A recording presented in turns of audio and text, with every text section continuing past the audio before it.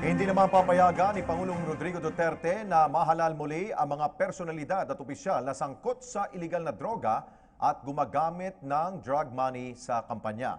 Itong pagtitiyak ko ng Pangulo kasabay ng kanyang balak na muling ipagpaliban ang nakatakdang barangay election sa darating pong Oktubre.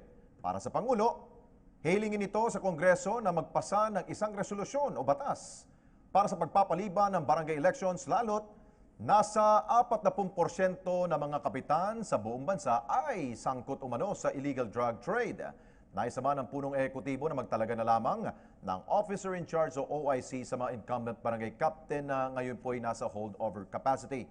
Hihingi din ito ng nominasyon mula sa Simbahang Katolika, iba pang religion groups, civil society groups at mga NGOs para sa pipiliing barangay OIC. Samantala, hinikayat din ng Pangulo ang mga taga Mindanao na suportahan at tulungan siya na solusyonan po ang problema sa riyon at hindi lamang tungkol sa illegal na droga.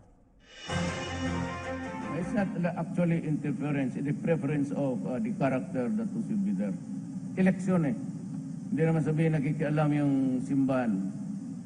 And the Lions or lahat, lista mo lang yung accredited, they can nominate.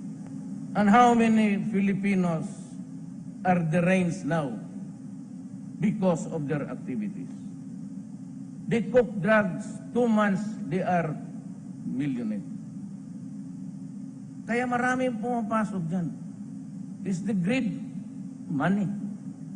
Bantay kayo dyan. It's easy to produce and you destroy a generation of Filipinos.